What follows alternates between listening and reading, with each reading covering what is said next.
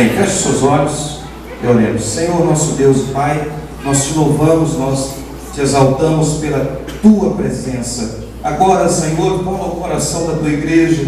Senhor, nós viemos aqui para adorar o teu nome, nós viemos aqui para cear, nós viemos aqui para ouvir a tua voz, para ouvir a tua palavra. Meu Deus, que o teu povo receba de bom grado, que o teu povo, Senhor, alimente nessa noite com o alimento que vem dos céus, porque a tua palavra diz que bem-aventurados que têm fome e sede de justiça, porque serão fartos, e nós queremos ser fartos nessa noite, meu Deus, em nome de Jesus. Amém. Pode ser sentado.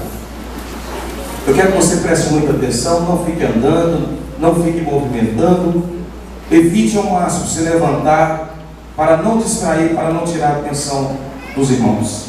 Eu quero falar nessa noite sobre o cântaro abandonado. É o tema da mensagem de hoje, o cântaro abandonado. Meus irmãos, o texto nos relata um diálogo de Jesus com uma mulher. E nós não temos muitos detalhes da vida dessa mulher, mas temos alguns detalhes muito importantes que nos deixam algumas lições para a igreja, lições para a família, lições para o indivíduo, lições para a sociedade. E nós precisamos entender que Deus, Ele sempre está falando conosco. Deus sempre está falando com o homem. O homem muitas vezes não está preparado, não está atento para ouvir a voz de Deus, mas Deus está sempre falando. Deus, Ele fala através de uma tempestade, através de uma chuva. Deus, Ele fala através do romper da manhã. Deus sempre está falando conosco, mas nós muitas vezes não ouvimos a voz de Deus. Deus, Ele usa as pessoas para falar e muitas vezes nós também não ouvimos. Muitas vezes Deus usa o ímpio para falar conosco e nós não damos ouvido. Deus usa o jumento para falar e o homem às vezes não escuta. A Bíblia diz que se nós não clamarmos, as próprias pedras clamarão. Deus está sempre falando com o homem. A pergunta é: você está ouvindo a voz de Deus? Nós estamos abertos para a voz de Deus? Eu creio que todos vocês conhecem aquela frase que os lojistas colocam. Às vezes a loja fica fechada e fica aquela frase: fechado para balanço. Fechado para balanço. As lojas ficam fechadas para balanço. Faz-se o balanço para calcular o lucro, calcular o prejuízo, calcular os resultados. Mas nessa noite, meu irmão, para ouvirmos a voz de Deus, nós não podemos estar fechados, mas nós temos que estar abertos para balanço nessa noite.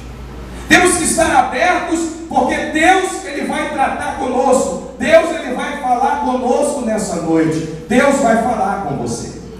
Eu creio que vocês devem lembrar daquela empresa grandiosa, Parmalat, em 2004, quando foi registrado recorde nas vendas, faturamento recorde em 2004. Mas quando foi fechar para balanço, descobriu-se que houve muita corrupção, muito desvio de dinheiro, e a empresa quase veio à falência, tanto aqui no país como fora do país. A empresa foi abalada, foi um escândalo internacional, porque foi descoberto através dos resultados. E meus irmãos, Deus tem uma lição para nós. Nós não podemos estar fechados, mas temos que estar abertos, atentos à voz de Deus. E Deus, Ele vai fazer um balanço na sua vida. E será que você está preparado para esse balanço de Deus? Será que nós estamos preparados para o balanço de Deus? A Bíblia mostra de um rei que ele foi balanceado pela a mão de Deus, pelo dedo de Deus. Está lá em Daniel. O rei, ele estava comendo, bebendo, e de repente veio uma escrita na parede. E foi dito para ele que o seu tempo foi contado. E ele foi achado em falta. Foi pesado na balança. e foi achado em falta. E eu pergunto nessa noite, se você for pesado por Deus, se você for pesado na balança de Deus, você vai ser achado em falta ou você vai ser achado sobrando, com sobras? Como está a sua vida no balanço de Deus? Você vai estar fechado literalmente para Deus ou estará com o coração aberto nessa noite para receber o que Deus tem a falar contigo? Tem muita gente que ele é tão secreto, ele é tão confidente, ele é tão... as suas atitudes são tão escondidas que ele pensa assim: nunca ninguém vai descobrir as coisas que eu estou fazendo. Ele imagina que ninguém vai descobrir as suas falcatruas, suas coisas erradas. Meu irmão, mas eu quero dizer uma coisa para você nessa noite: nós podemos esconder dos homens, nós podemos esconder das autoridades, nós podemos esconder até mesmo do nosso cônjuge, mas nós não podemos esconder do Deus Todo-Poderoso, que Ele vê todas as coisas. Deus está vendo todas as coisas. A balança de Deus, ela é perfeita. A balança de Deus não é 2 pesos e 2 medidas. A balança de Deus tem a medida certa, e a balança de Deus nessa noite vai balançar a tua vida, vai pesar a tua vida hoje. Aleluia! Esteja preparado para a balança de Deus. Quem está preparado para a balança de Deus? Diga amém. Amém. Aleluia. Essa mulher foi balançada, essa mulher foi pesada. O texto diz que Jesus, ele estava na Judéia e ele ia para Galileia. E era necessário, diz a Bíblia, era necessário passar por Samaria. Irmãos, para sair da Judéia até a Galileia, não precisava passar por Samaria. Mas Jesus tinha um propósito em passar por Samaria. Eu aprendo, meu irmão, que Jesus, ele sempre, onde ele vai, ele tem um propósito. Onde Jesus está, algo acontece. Onde Jesus está, algo maravilhoso acontece. E nessa noite Jesus está passando aqui. Jesus está passando aqui nessa noite para abençoar a sua vida. Jesus está passando aqui. É necessário Jesus estar presente aqui hoje. E Ele está aqui para abençoar a tua vida. Ele está aqui para abençoar o teu coração. Ele está aqui para restaurar a tua família. Ele está aqui para realizar os teus sonhos. Aleluia. Jesus então chega com os seus discípulos numa cidade de Samaria chamada Sicar. Era uma cidade que residia samaritanos. E os discípulos saem para comprar comida, e Jesus está ali junto à fonte de Jacó. E chega uma mulher.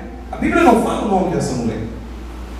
Essa mulher tem ali a sua personalidade apresentada, mas não o seu nome. Mas eu quero dizer para você que às vezes chegam para Jesus pessoas que não têm nome, mas Jesus dá atenção até para quem não tem nome. E Jesus dá um nome para a vida da pessoa anônima. Jesus, ele dá vida e vida com abundância. Jesus, ele chama de filho. Jesus, ele chama de filha. Às vezes ninguém dá nada por determinada pessoa, mas Jesus, ele dá tudo. Ele deu a própria vida por essas pessoas. Aleluia. Se entrar um mendigo ali naquela porta, muitos vão olhar e não vão dar nada por aquela pessoa. Muitos vão afastar dessa pessoa. Muitos vão sair de perto porque ela está com mau cheiro, porque ela está mal vestida, porque tem muito tempo que ela não toma banho. E se, meu irmão, a gente não toma banho, sabe o que acontece? Quem não toma banho, decoma na rai. Meu irmão, mas Jesus, ele dá atenção, ele dá importância. Pode entrar um mendigo aqui sujo, sem tomar banho, sem dinheiro, sem roupa, mas Jesus, ele ama essa pessoa da mesma forma que ama quem está bem vestido. Deus não faz acepção de pessoas. E essa mulher aqui nem é apresentada o seu nome, porque a Bíblia fala, quando Jesus curou, realizou milagres, a Bíblia fala que Jesus entrou na casa de Zaqueu, a Bíblia fala que Jesus entrou na casa de Jairo, a Bíblia fala que Jesus foi na casa de Lázaro, a Bíblia fala que Jesus foi na casa de Marta e Maria, mas aqui a Bíblia não menciona o nome dessa mulher. Era uma mulher sem nome. Mas mesmo sendo uma mulher sem nome, era uma mulher que precisava da presença de Jesus. E Jesus então, quando aquela mulher chega com o seu cântaro, Jesus, ele pede água, dá-lhe de beber. Era meio-dia, sol escaldante. Jesus pede água. E a mulher foi foi sem educação com Jesus. Ela chegou, olha, como sendo tu judeu, pedes a mim, samaritana, água para beber? Porque os judeus não conversavam com os samaritanos. Mas Jesus diz então para ela assim: olha, se tu soubesses o dom de Deus, e quem te pede água para beber, tu pedirias a Ele, e Ele te daria água viva. Aleluias. Irmão, Jesus tem água viva para você nessa noite, aleluia. Quantos querem água viva? Levanta a tua mão direita. Eu vou ministrar sobre a sua vida nessa noite, em nome de Jesus Cristo. A água viva de Deus vai passar, vai tocar a tua vida. A água viva vai passar no teu coração, porque Jesus diz que aquele que crê em mim, como diz as Escrituras, rios de águas vivas fluirão do seu ventre, aleluia. Receba em nome de Jesus. Água viva. Jesus tinha água viva para aquela mulher. E aquela mulher, ela chamou Jesus primeiro de judeu. Olha para você ver, quando vai sendo revelado a presença de Jesus para as pessoas, quem é Jesus, as pessoas elas começam a abrir o coração. Aquela mulher primeiro ela chamou Jesus de judeu. Agora ela não chama mais Jesus de judeu, ela passa a chamar Jesus agora de Senhor. Senhor, mas como que vamos tirar água? O poço é muito fundo, e o Senhor não tem uma vasilha para tirar água. Ela viu que Jesus não tinha vasilha, ela tinha um cântaro. O que era o cântaro? O cântaro era um vaso de barro que era usado para colocar água. E aquela mulher então, ela viu que Jesus não tinha.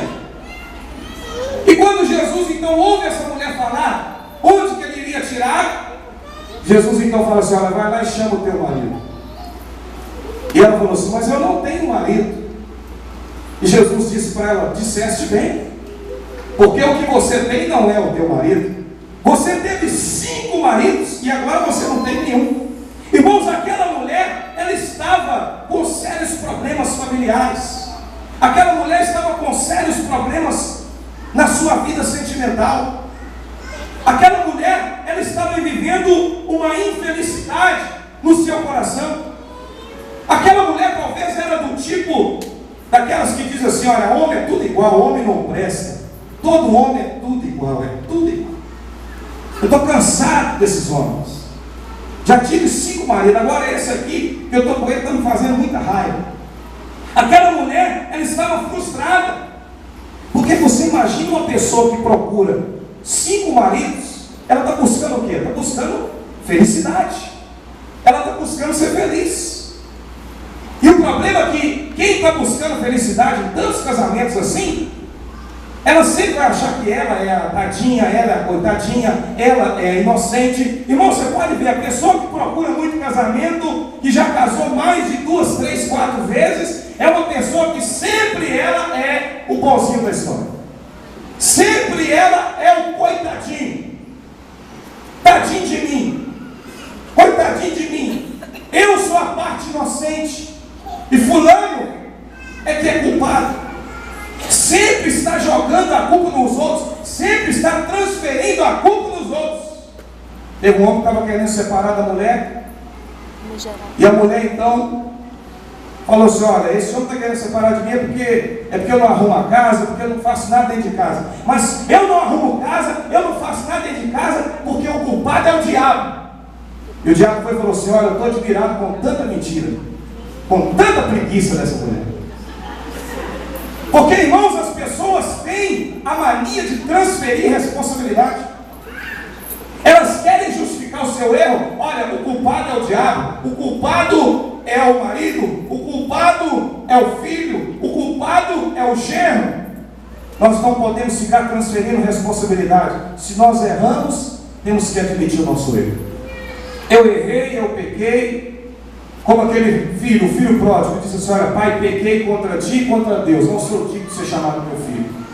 Reconheceu o nosso erro. Davi reconheceu o erro. Quando Davi pecou, porque até ele ser descoberto, ele estava tudo tranquilo com ele, ele não falava nada, estava tudo bem. Mas quando o profeta de Deus chegou, o profeta Natan chegou e contou a historinha para ele, aquela historinha do cordeirinho, daquele pobre que tinha uma cordeirinha, e o rico tinha muitas cabeças de gado, pediu e foi lá e matou a cordeirinha do pobre para poder fazer o almoço para as visitas. E o rei ficou furioso: tem que matar esse homem. E o profeta falou assim: ó rei, és tu esse homem. Aí Davi se arrependeu. Depois que foi descoberta a falcatrua, a malandragem, a pilantragem, a maracutaia dele, ele foi e pediu perdão. Ele pediu perdão, mas graças a Deus que ele reconheceu o seu erro. Alguém disse assim, que tem pessoas que às vezes só arrependem quando é descoberto. Tem homem que está traindo a esposa, ele só arrepende quando a mulher descobre e fala que vai dar carta de divórcio. Aí ele arrepende. Mas ainda bem que arrepende, graças a Deus. Porque, meu irmão, é melhor arrepender do que ficar na prática do pecado, do que ficar enganando e sendo enganado. É melhor se arrepender, porque quem se arrepende, ele merece mais uma chance, ele merece uma segunda chance. Quem se arrepende, ele não pode ficar somente no arrependimento, ele precisa mudar de vida. Arrependimento é o sentimento de culpa, mais a vontade e desejo de mudança. A pessoa precisa se arrepender. Arrepender sem mudança de vida é igual trocar de roupa sem tomar banho. Irmão, adianta a pessoa trocar de roupa sem tomar banho? Adianta, professor? Não tem jeito. Antônio Luiz, adianta a pessoa trocar de roupa sem tomar banho? Vai continuar, não é? Do mesmo jeito. Ele vai levantar, oh, aleluia. Os irmãos vai cair tudo, mas vai cair por causa do cheiro forte. Então, nós precisamos arrepender, mas o arrependimento tem que ter mudança de vida. Olha para a pessoa do seu lado e diga assim: olha, meu irmão, precisamos de mudança de vida. Fala com ele assim: metanoia, mudança de mente, mudança de atitude. Olha aqui para mim, aquela mulher, ela foi confrontada, e depois que Jesus falou a vida dela, pois Jesus falou que ela já teve 5 maridos, e agora o que ela tinha não era dela, porque aquela mulher agora estava com um homem que já era casado, porque ela estava com um homem que não era dela. O que tens não é dela. Ela estava com um amante, ela estava colocando chifre na cabeça da mulher do homem, ela estava bagunçando com outra família.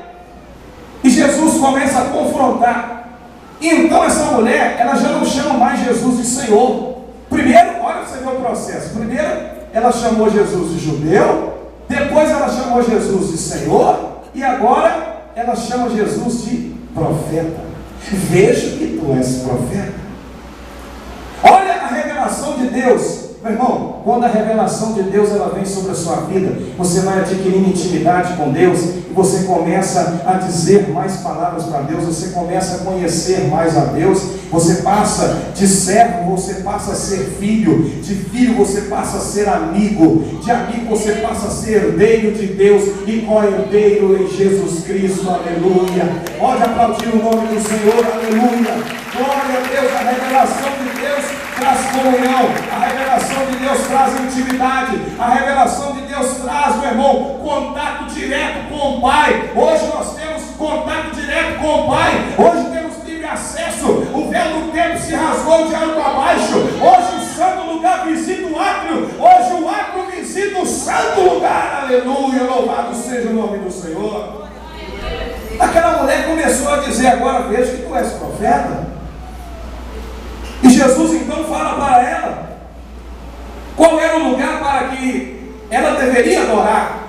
Jesus falando da vida dela, e agora ela preocupa qual é o lugar da adoração. Ela preocupa com a religião. A religiosidade daquela mulher estava deficiente. Ela fala assim: olha, os nossos pais dizem que é nesse monte que nós temos que adorar, mas os judeus dizem que é em Jerusalém. E Jesus disse: olha, Jesus falou para ela assim, que não é nem nesse monte e nem em Jerusalém, mas o Pai está à procura de verdadeiros adoradores. Vai chegar um tempo em que os verdadeiros adoradores adorarão o Pai em espírito e em verdade, aleluia. Meu irmão, a verdadeira adoração não é em Jerusalém, não é no monte. A verdadeira adoração, meu irmão, não é um local específico, não é num lugar específico. A verdadeira adoração, ela começa dentro do coração do homem. Aleluia, louvado seja o nome do Senhor. Não adianta você adorar no templo, mas o seu coração está longe de Deus. Jesus disse: olha, vocês me adoram de lábios, mas o coração está longe de mim. Tem muita gente que entra dentro da igreja, que canta e canta muito bem, mas o coração está longe de Deus.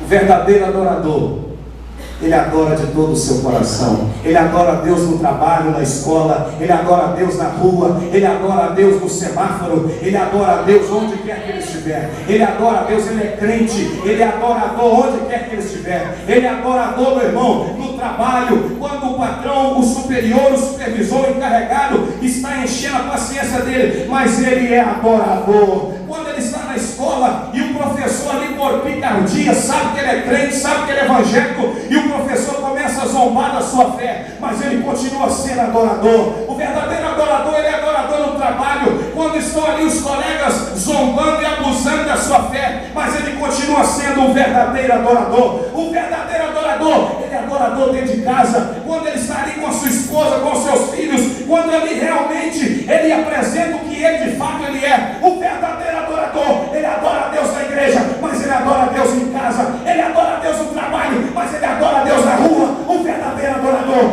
a sua vida é uma vida de adoração. Aleluia. Tem um pregador que disse que Deus não está à procura de adoração, Deus está à procura de adoradores. E é verdade, porque, meu irmão, a sua adoração para Deus não vai diminuir e nem aumentar a grandeza dele. Por quê? Os astros do universo adoram a Deus, as estrelas adoram a Deus, o sol, a estrela de quinta grandeza, adora a Deus da sua maneira, do seu jeito. Os animais do campo adoram a Deus, as árvores adoram a Deus, está lá em Salmos. As baleias, os monstros do mar adoram a Deus. Deus, ele quer ver o seu coração, se o seu coração está voltado para ele. Aleluia. Deus, ele quer ver se você o adora em espírito e verdade, se você o adora sem reservas, se você o adora por espontaneidade. Aquela mulher, então, depois que ela foi tocada, ela afirma assim que virá o Messias, chamado Cristo, e ele vos anunciará todas as coisas. E Jesus disse: eu o sou, eu que falo contigo. Primeiro ela chama Jesus de judeu, depois ela chama Jesus de Senhor, depois ela chama Jesus de profeta, e agora ela reconhece que Jesus é o Messias, que Jesus é o Cristo. E agora entra então no versículo que nós lemos. Depois que ela foi tocada pela palavra de Jesus, olha a atitude dela. Ela deixou o cântaro. O versículo 28 diz: deixou o cântaro e foi à cidade dizer aos homens. Irmãos, aquela mulher tomou uma atitude que tem um grande significado para nós. O que significa o gesto dessa mulher samaritana em deixar o cântaro? O que ela foi fazer lá no poço? Ela levou o cântaro para pegar o que, irmãos? Para pegar água. E agora, depois de ouvir Jesus, ela deixa o cântaro e ela vai até a cidade. Irmãos, ela não foi buscar água porque talvez a casa dela não estava precisando de lavar roupa, precisando de lavar vasilha. Ela não precisava de fazer as necessidades da casa. Por isso que ela foi buscar água, mas ela não quis nem saber de água, ela não quis nem saber de cântaro, ela deixou o cântaro e foi falar de Jesus para a cidade. Meu irmão, eu quero dizer para você que nessa noite, você precisa deixar o cântaro, você precisa deixar os obstáculos, aquilo que te impede de falar de Jesus, aquilo que te impede de ser uma testemunha de Jesus, aquilo que te impede de ser um verdadeiro adorador, você precisa deixar e fazer a vontade de Deus. Aleluia. Aquela mulher deixou o cântaro. O que significa deixar o cântaro? Primeiro ponto, deixar o cântaro significa pensar na felicidade dos outros. Significa pensar na felicidade dos outros. Aquela mulher reconheceu, ela viu que Jesus era muito bom, era bom demais para ficar só para ela. Ela queria compartilhar. Eu vou usar a linguagem do Facebook. Tem muito crente que está curtindo curte o nome de Jesus, mas não compartilha. Nessa noite eu quero dizer para você, meu irmão, compartilha esse Jesus que você serve. Compartilha esse Jesus, porque esse Jesus é maravilhoso. Fala de Jesus, meu irmão. Fala do Evangelho. Fala da palavra de Deus. Não tenha medo de falar do amor de Deus. Não tenha medo de falar de Jesus Cristo. Paulo, ele disse, olha, pregue em tempo e fora de tempo. Você às vezes vai ser taxado de enjoado, vai ser taxado de cafona, mas, meu irmão, não deixe de falar desse Jesus, porque esse Jesus faz coisas maravilhosas. Esse Jesus, ele salva, ele cura, ele liberta, ele leva para o céu. Anuncia, compartilha esse Jesus maravilhoso. Deixar o cântaro significa pensar na felicidade dos outros. Não é querer só para a gente, não. É pensar nos outros. Nós temos um exemplo de 4 leprosos que eles fizeram essa atitude numa cidade chamada Samaria também. Uma cidade de samaritanos. A cidade estava cercada pelos sírios. E tinha uma lei que dizia que os leprosos não podiam ficar dentro da cidade. A cidade era cercada por muros. E havia fome na cidade. Porque o exército da Síria tinha cercado a cidade de Samaria e ninguém entrava, ninguém saía. Não entrava comida e nem saía comida. A cabeça de um jumento custava 70 ciclos de prata. Esterco de pombo custava 5 ciclos de prata. Irmãos, produtos que não eram normais para as pessoas comerem, estavam com preço nas alturas. Por quê? Porque não tinha o que comer. A fome era tão grande naquela cidade que chegou uma mulher e falou: rei, pelo amor de Deus, me ajuda, ó rei. Falou com o rei da cidade. O rei disse: o que é que você está precisando? O que é que você precisa? Você quer o quê? Comida da eira ou comida do lagar? A eira era onde colocava os cereais. O lagar era onde colocava o vinho. E não tinha nada disso. O rei faz uma ironia: vou pegar da eira ou do lagar? E a mulher disse assim: olha, eu e uma mulher combinamos de comer hoje o meu filho, e no outro dia comer o filho dela, mas ela pisou na bola comigo. O que ela fez? Nós comemos o meu filho hoje, mas no outro dia, quando a gente foi comer o filho dela, ela falou que não ia comer o filho dela. E o rei rasgou as suas vestes e viu o povo com pano de saco. O povo estava aflito com fome. Irmãos, a fome faz a pessoa fazer coisas absurdas. Lá na África tem lugares lá que eles fazem bolinho de terra. Para a pessoa matar a sede, às vezes elas bebem a própria urina, em lugares onde há muita fome. A fome faz a pessoa fazer loucura. E naquela cidade eles estavam fazendo loucura, estavam comendo os próprios filhos. Mas o profeta Eliseu profetizou para o rei: olha, amanhã a estas horas, um alqueire de cereal vai estar custando 5 ciclos. Quer dizer, o preço vai abaixar. Se vai custar 5 ciclos, a cabeça de jumento já não vai custar mais nada. O esterco de pombo, o excremento de pombo, o cocô de pombo não vai servir de nada, porque Deus vai trazer prosperidade para aquela cidade. O profeta profetizou. E eu quero dizer para você uma coisa: levanta a tua mão, meu irmão, neste momento. Eu quero dizer para você que a Bíblia diz: olha, crede nos meus profetas e prosperareis. Talvez você está com fome espiritual, fome de Deus, fome lá dentro da sua casa. Você está vivendo uma seca lá dentro da sua casa. Mas eu quero dizer, em nome de Jesus Cristo, como profeta de Deus, que brevemente Deus a estas horas vai fazer na tua vida com que a prosperidade chegue sobre a tua casa, com que as portas se abram na tua família, com que a bênção de Deus venha sobre a tua vida, em nome de Jesus Cristo. Aleluia! E aí, meu irmão, os leprosos tomaram uma atitude seguinte: eles estavam do lado de fora e eles falaram assim: olha, se a gente ficar aqui, nós vamos morrer de fome. Se nós formos lá no arraial dos sírios, nós podemos ser mortos, mas eles podem também nos deixar viver. E eles então foram lá para o arraial. Quando eles chegaram no arraial, meu irmão, se pasmem, olha o que aconteceu. Quando eles chegaram no arraial, não tinha ninguém lá.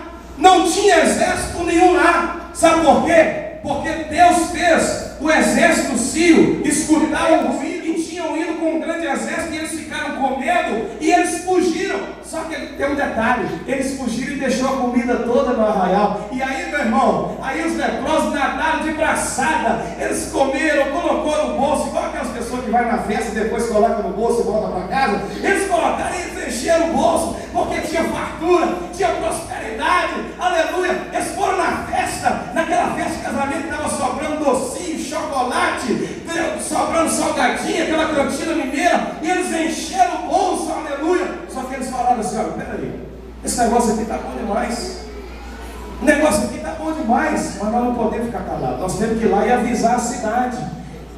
E aí, meu irmão, eles foram lá na cidade e avisaram: olha, o arraial está lá sem os filhos, vamos lá, gente, vamos lá, porque tem comida com fartura. É isso que acontece, meu irmão. Quando você compartilha as bênçãos de Deus, as pessoas são alimentadas pelo poder de Deus. Você pode aplaudir o nome do Senhor? Aleluia! Glória a Deus! Meu irmão, quem compartilha é o mais abençoado. Os irmãos que vão na penitenciária, quantos irmãos que estão aqui que vão à penitenciária? Levanta a mão. Quando vocês vão, vocês voltam do meu jeito ou voltam mais abençoado? Mais abençoado, porque quem leva é abençoado. Quando você ministra a bênção de Deus, Deus alimenta as pessoas e alimenta a sua alma. Por isso que é bom trabalhar para Jesus, meu irmão, porque você abençoa e você é mais abençoado ainda. Amém, igreja? Aleluia. A segunda atitude daquela mulher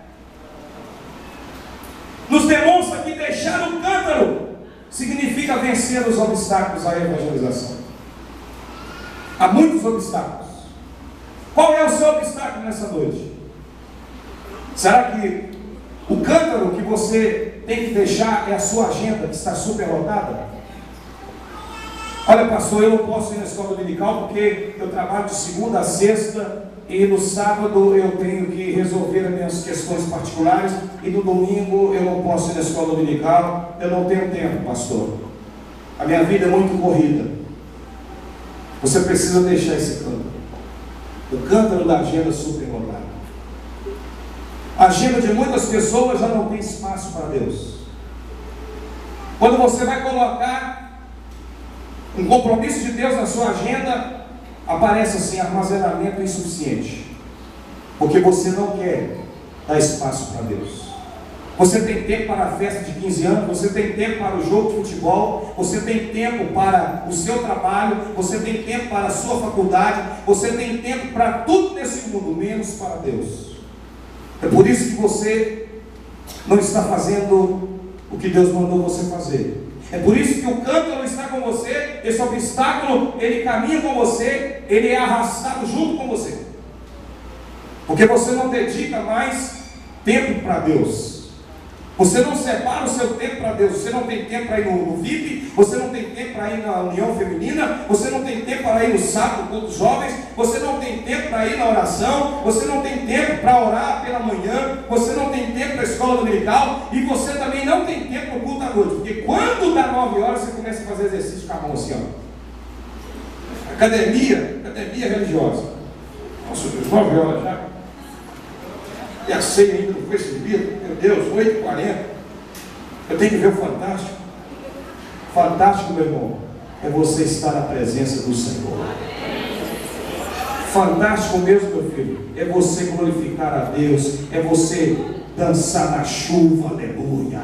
Fantástico, meu irmão, é você brilhar como astro nesse mundo. Fantástico é você falar de Jesus para as pessoas e as pessoas caírem prostradas, chorando e dizendo: eu quero esse Jesus. Isso que é fantástico, igreja.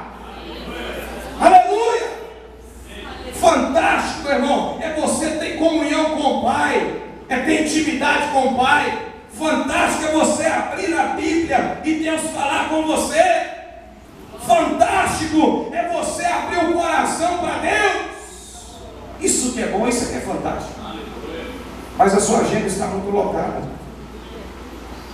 Qual que é o cântaro que você enfrenta? A timidez? Moisés também enfrentou a timidez. Quando ia falar, ele até gaguejava. Talvez o cântaro que você enfrenta que você tem que deixar é a timidez.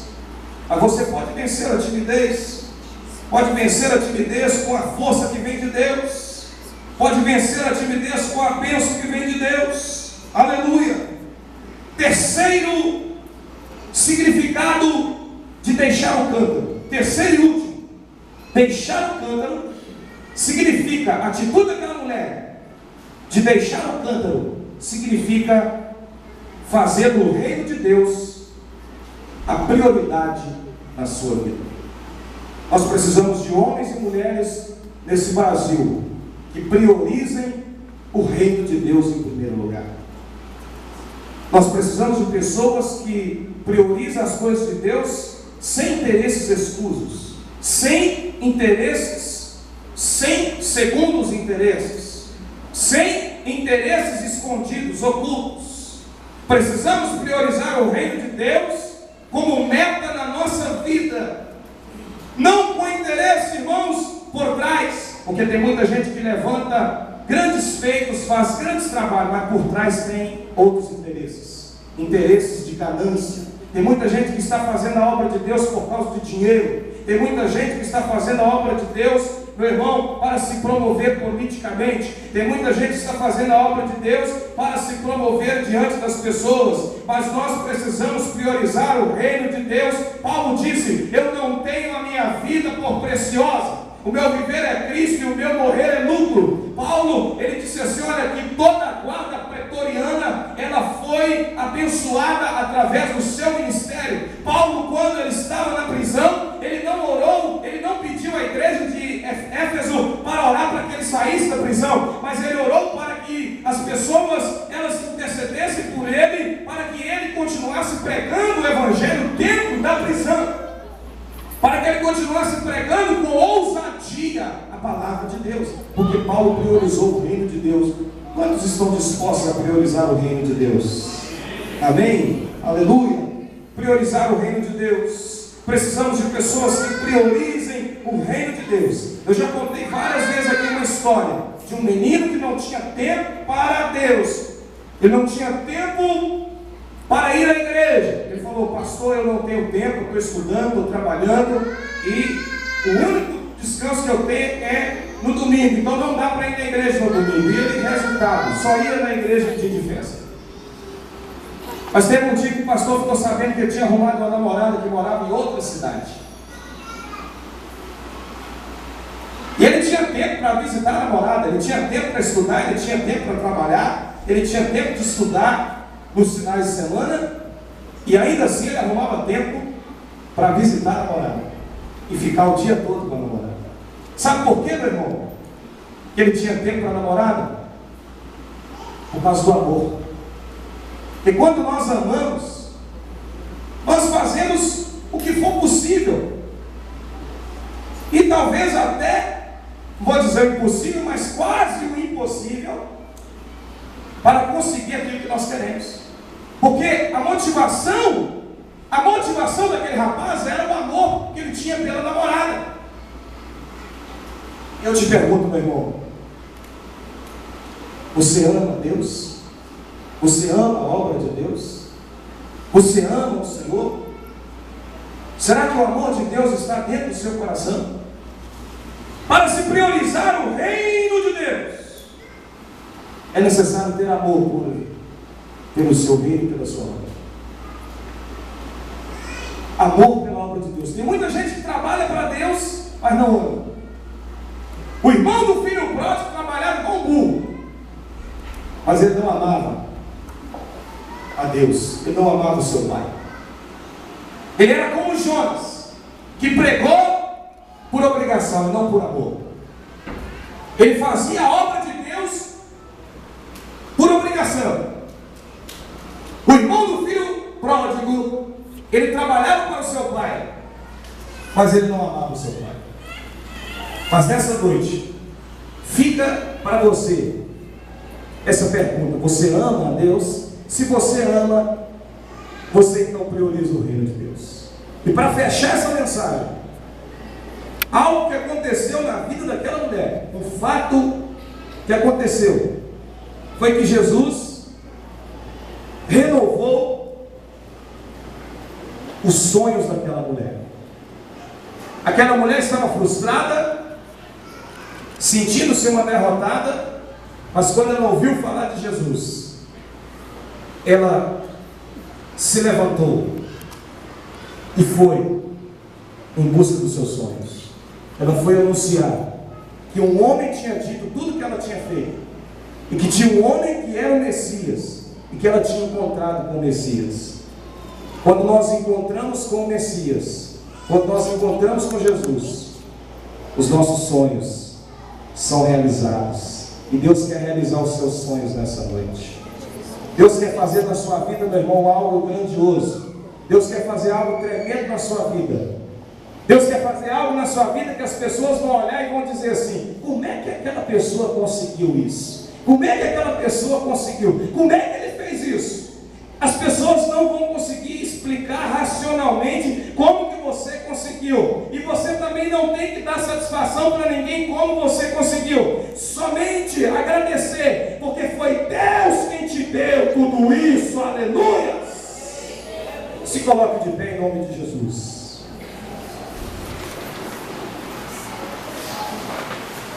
Talvez os sonhos foram embora na sua vida. Lembra-se como aquela mulher foi sem educação com Jesus? Sendo tu judeu, vem a mim que sou samaritano. Agora o final da conversa é outro. O final da conversa é que ela diz que ele é o Cristo. É que ela fica admirada. E que ela deixa o cântaro e vai anunciar a Jesus. Ela não quis saber se a casa dela precisava ser limpa. Ela não quis saber se as vasilhas seriam lavadas, se a casa seria arrumada, se a roupa seria lavada. Ela priorizou Jesus Cristo naquele momento. E diga-se de passagem, meu irmão, eu e você precisamos priorizar as coisas do nosso Pai Celestial. Feche os seus olhos neste momento. Ministério de louvor, venha caminhando, e você de olhos fechados, você vai refletir.